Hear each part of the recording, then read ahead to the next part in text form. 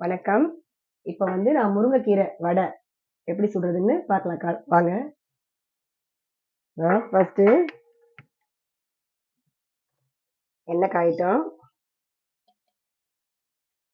வடை சுட எண்ணெய் எந்த அளவுக்கு தேவையோ அந்த அளவுக்கு எண்ணெய் ஊற்றிட்டேன். எண்ணெய் சிம்மில் வச்சுருவேன். எண்ணெய் காயிட்டோம். இப்போ கடலைப்பருப்பை 1 மணி நேரம் நல்லா ஊற வச்சிருக்கேன். அதை மிக்சியில் போட்டுறேன்.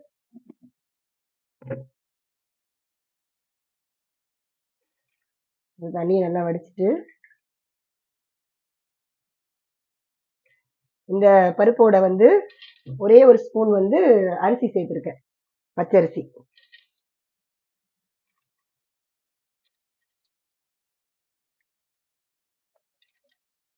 அதையும் சேர்த்து 1 மணி நேரம் நல்லா ஊற வச்சாச்சு.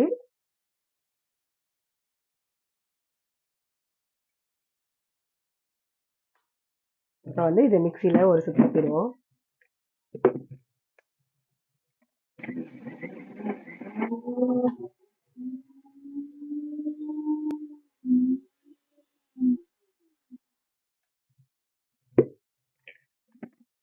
நல்லா குறவரப்பா இந்த அளவுக்கு இருந்தா போதும்.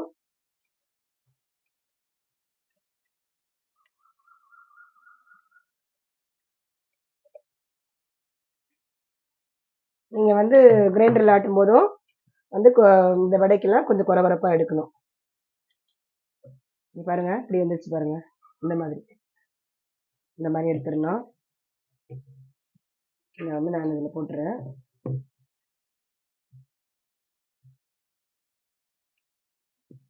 உங்களுக்கு எவ்வளோ அளவு தேவையோ அந்த அளவுக்கு தகுந்த மாதிரி முருங்கைக்கீரை எடுத்துக்கோங்க. முருங்கைக்கீரை ரொம்ப ரொம்ப உடம்புக்கு நல்ல ஒரு கீரை. அதனால அடிக்கடி முருங்கைக்கீரை உடம்புல சேர்த்துட்டா நல்லது, ரொம்ப நல்லது. உணவுல நமக்கு அடிக்கடி இது சேர்த்துக்கணும். எந்த ஒரு வகையிலையாவது நம்ம முருங்கைக்கீரையை அடிக்கடி சேர்த்துட்டே இருக்கணும்.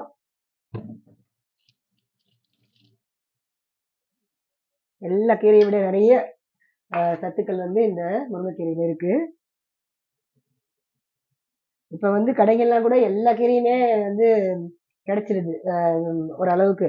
ஆனா முருங்கைக்கீரை மட்டும் கிடைக்கிறது ஒரு இதா இருக்கு, கஷ்டமா இருக்கு. அந்த அளவுக்கு முருங்கைக்கீரை இப்போ எல்லாருமே சாப்பிட ஆரம்பிச்சிட்டாங்க, உடம்புக்கு நல்லதுன்னு. ஃபர்ஸ்ட்லாம் நிறைய அங்கங்க கிடைக்கும். இப்போ முருங்கைக்கீரை ரேட்டும் அதிகமா இருக்கு. பாருங்க, இதை எடுத்துட்டேன். இப்போ இதுல முருங்கைக்கீரையை நல்லா அலசிட்டு உருவி வச்சிருக்கேன். அதை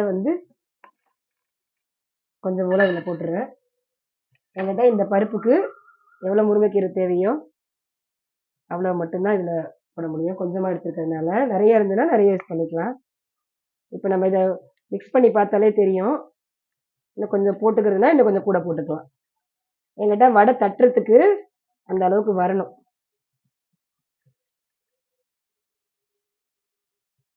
போட்ட உடனேயே நல்லா அப்படி மிக்ஸ் பண்ணிடணும்.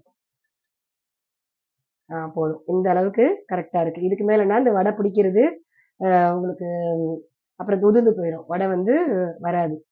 அதனால கொஞ்சமா போட்டேன் முருங்கைக்கீரையை.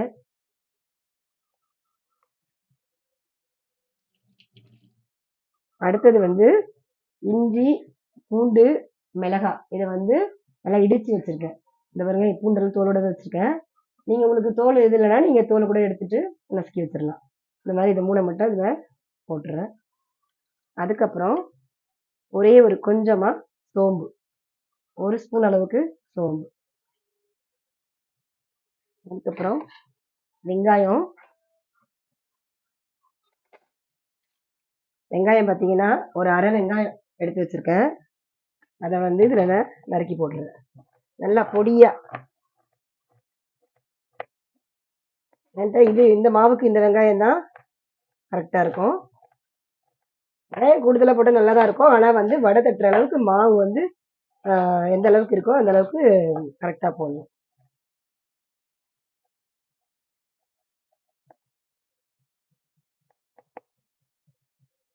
இந்த வெங்காயத்தையும் இதுல சேர்த்துடுறேன். நீங்க பொடியை நறுக்கிக்கணும் வெங்காயத்தை நல்லா.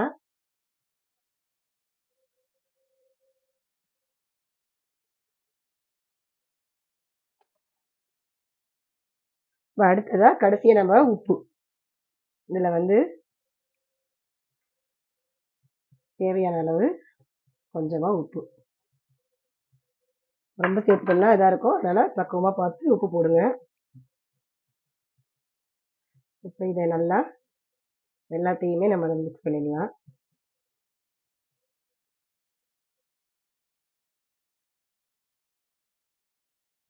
ரொம்ப நல்லா ஈவினிங் ஸ்நாக்ஸ்க்கு நல்லா ஒரு 4 வடை சாப்பிட்டுட்டு தண்ணி குடிச்சிங்கன்னா நல்லா ஃபுல்லப்பா இருக்கும். அதை விட வந்து நமக்கு சாப்பாட்டுக்கும் சைட் டிஷ்ஷாக நம்ம மசால் வடை மாதிரியே மசா வடையை விட இது வந்து நமக்கு அது வந்து எதுவுமே இந்த முருங்கைக்கீரை சும்மா மசால் வடை ஒரு டேஸ்ட்டுக்கு இது பண்ணி சாப்பிட்றது. இது வந்து நம்ம இந்த முருங்கைக்கீரை சேர்க்கும் போது உடம்புக்கு ரொம்ப நல்லா சத்து. முருங்கைக்கீரை சாப்பிட்றதுனாலே எல்லாருக்கும் கஷ்டமா இருக்கும் அப்படின்னு குழந்தைங்கள்லாம் இது பண்ணி பண்ணுவாங்க.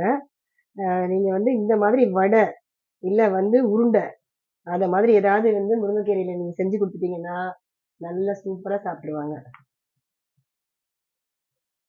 மிச்சமே வைக்க மாட்டாங்க.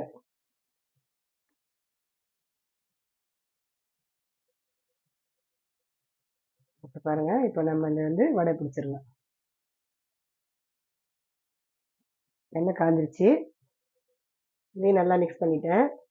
அது நல்லா உருண்டை அளவுக்கு இப்படி எடுத்துட்டு உங்களுக்கு இந்த மாதிரி உள்ளங்கையில தட்ட வரலன்னா நீங்க எண்ணெய் தடவிட்டு இலையில வச்சு தட்டி போடுங்க. இல்லைன்னா ஒரு கவர் எடுத்து அதுல தட்டி போடுங்க.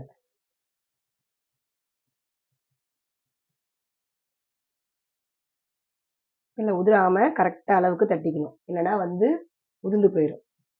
உதிர்ச்சுன்னா தனித்தனியா பிரிஞ்சிடும்.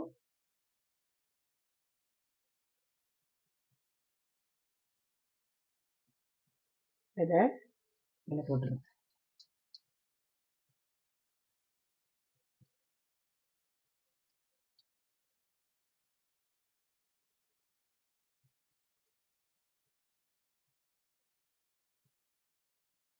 நல்லா சிம்ல தீ வச்சுக்கோங்க.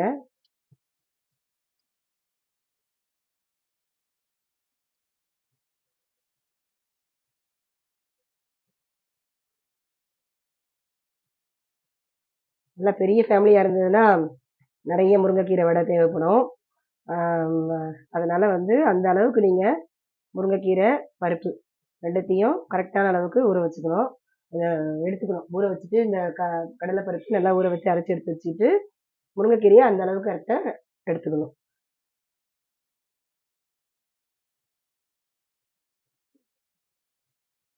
இல்லைன்னா முருங்கைக்கீரை வடை பத்தாது. நல்லா சாப்பிடலாம். இன்னும் மழை டைம்லாம் கிளைமேட் ஒரு மாதிரி இருக்கிறப்ப மழை டைம்லலாம் வடை இந்த மாதிரி வடைங்க செஞ்சு சாப்பிடும்போது நல்லா இன்ட்ரெஸ்டாக உள்ள போயிடும். ஏண்டாவே இருப்பா பசி நேரத்துக்கு சாப்பிட்றத விட ரொம்ப இன்ட்ரெஸ்டிங்காக வந்து இந்த வடையை சாப்பிடலாம்.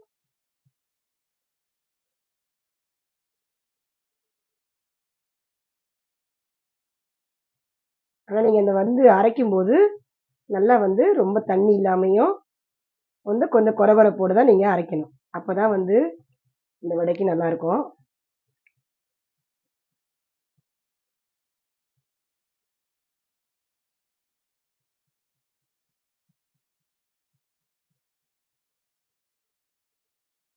நிறைய வெரைட்டி முருங்கைக்கீரையில் செய்யலாம். முருங்கைக்கீரையில் வந்து ஸ்வீட் அடை செய்யலாம். ஸ்வீட் அடை அது செய்யலாம். ஸ்வீட் அடைனா வெல்லம் வெல்லம் போட்டு இனிப்பு அடை. அதாவது தினை மாவில் இல்லை வந்து கேழ்வரகு மாவு அப்புறம் வந்து நிறையா சிறுதானியத்தில் வந்து இந்த முருங்கைக்கீரையை சேர்த்து சாப்பிட்லாம். சூப்பராக இருக்கும். சிறுதானியத்தில் சொல்லும்போது நிறைய அடை வகைகள் தான் நல்லாயிருக்கும். அதில்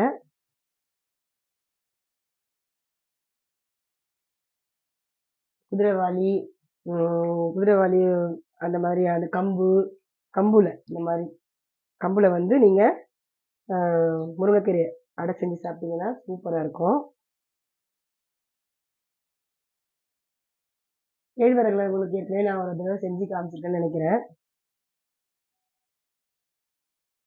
இதெல்லாம் வந்து ஈவினிங் ஸ்நாக்ஸ்க்கு ரொம்ப நல்ல அருமையான ஒரு பசி ஆறக்கூடியது.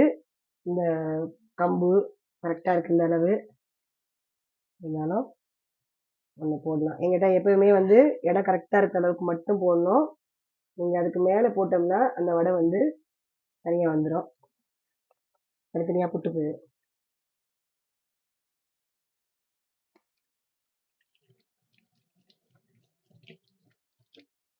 கே அப்புறம் சொன்ன கேழ்வரகுல போட்டு காமிச்சிருக்கேன். அதே மாதிரி கம்புல ஒரு நாள் நல்லா சூப்பராக போட்டு காமிக்கிறேன். ஈவினிங் ஸ்நாக்ஸ்க்கு இல்லாமல் காலையில் பிரேக்ஃபாஸ்ட்டுக்கும் நீங்கள் வந்து சாப்பிட்டுக்கலாம்.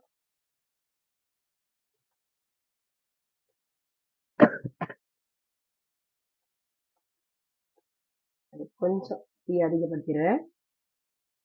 ரொம்ப சிம்ல இருந்தது, அதனால கொஞ்சம் அதிகப்படுத்து. ரொம்ப அவசரப்பட்டு திருப்பக்கூடாது. என்கிட்ட அந்த பருப்புலாம் நல்லா வேகணும். முருங்கைக்கீரையும் வந்து நம்ம பச்சையா போட்டதுனால கொஞ்சம் அப்படியே நல்லா வெந்தாதான் நல்லா இருக்கும்.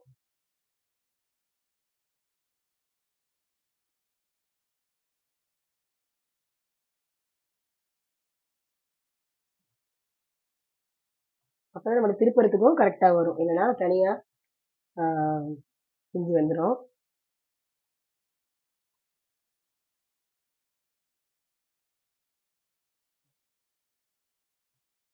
இப்பதான் நல்லா வேகுது. சிம்ல இருந்தாலும் அப்படியே இதா இருந்திருக்கு. நல்லா போட்டோன்னா பாருங்க நல்லா வெந்து வருது.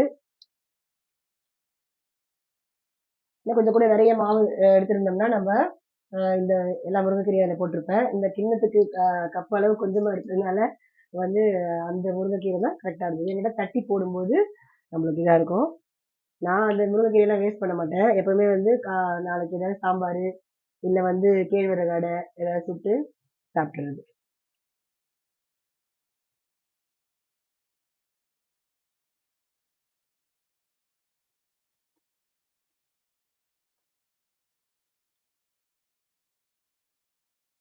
இன்னொன்று இனிப்பு அடை இதெல்லாம் கூட வந்து இந்த முருங்கைக்கீரையில் நம்ம செய்யலாம். நம்ம பெரியவங்க நம்ம வந்து சாம்பார் கூட்டு பொரியல் எது வேணா வச்சு நம்ம வந்து இதை சாப்பிட்டுக்கலாம் அந்த முருங்கைக்கீரையில. ஆனால் வந்து குழந்தைங்களுக்கு நம்ம கொடுக்கும்போது கண்டிப்பாக அவங்க வந்து வேணாம்னு தான் சொல்லுவாங்க. அப்போ நம்ம வந்து இந்த மாதிரி இதை செஞ்சு நம்ம வந்து ஸ்கூலுக்கும் இந்த மாதிரி காலையிலேயே ரெடி பண்ணிட்டு 2 வடை வந்து சைட் டிஷ்ஷாக வச்சு கொடுத்தோம்னா சூப்பராக சாப்பிடுவாங்க. ஆனால் வந்து காலையில் ப்ரிப்பேர் பண்ணும்போது கொஞ்சம் டைம் பிடிக்கும். நீங்கள் என்ன செய்யணும், முருங்கைக்கீரையெல்லாம் முன்னாடியே உருவி ரெடி பண்ணி வச்சிடணும். வச்சிட்டிங்கன்னா உங்களுக்கு வந்து ஈஸியாக இருக்கும். வெங்காயம் கட் பண்ணி இந்த மாதிரி இஞ்சி பூண்டு காஞ்ச மிளகாய் இதெல்லாம் நசுக்கி வச்சிட்டிங்கன்னா உடனே ஒரே ஒரு சுத்து அரை மணி நேரம் ஊற வச்சாலே போதும். கடலைப்பருப்பு மட்டும் நீங்கள் ஒரு அரை மணி நேரம் ஊற வச்சிட்டிங்கனாலே போதும். டைம் இருந்தால் 1 மணி நேரம் ஊற வைங்க, இல்லைனா அரை மணி நேரம் ஊற வச்சாலே போதும்.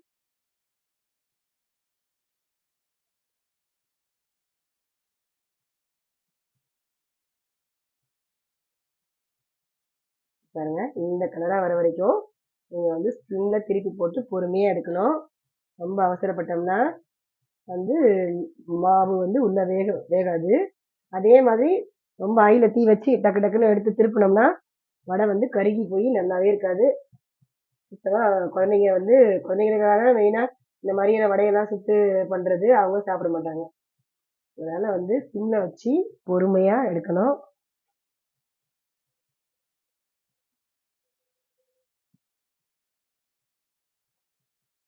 ஒரு ஸ்நாக்ஸ் செய்கிறோன்னு சொன்னால் ரொம்ப அவசரப்படாமல் பொறுமையாக அதை செஞ்சாதான் நல்லா இருக்கும். அவ்வளோதான் பாருங்க கலர் சேஞ்ச் ஆயிடுச்சு நல்லா. அந்த எப்படியும் கண்டுபிடிச்சிடலாம், அந்த பபுள்ஸ்லாம் அடங்கிடுச்சு பாருங்க எண்ணெயில். இப்போ நல்லா வெந்துருச்சு. இப்போ நான் எடுத்துடுறேன். எங்கள் வீட்டில் உள்ள கல்வாழை இலை ஏற்கனவே சொல்லியிருக்கேன். வடை இந்த மாதிரி நல்லா சூடான ஸ்நாக்ஸ் ஐட்டத்தெல்லாம் இந்த இலையில வச்சு சாப்பிடும்போது ரொம்ப இன்ட்ரெஸ்டிங்காக இருக்கும்.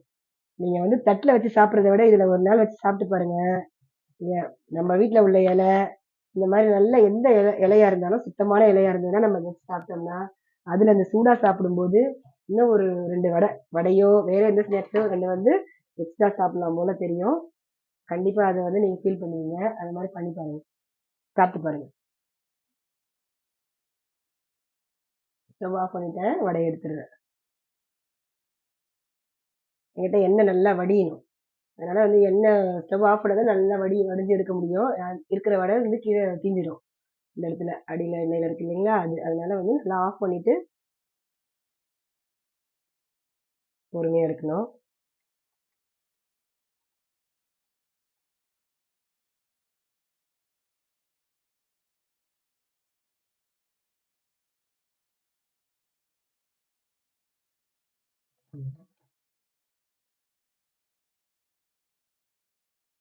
பாருங்க, நல்லா கமகமக்குது.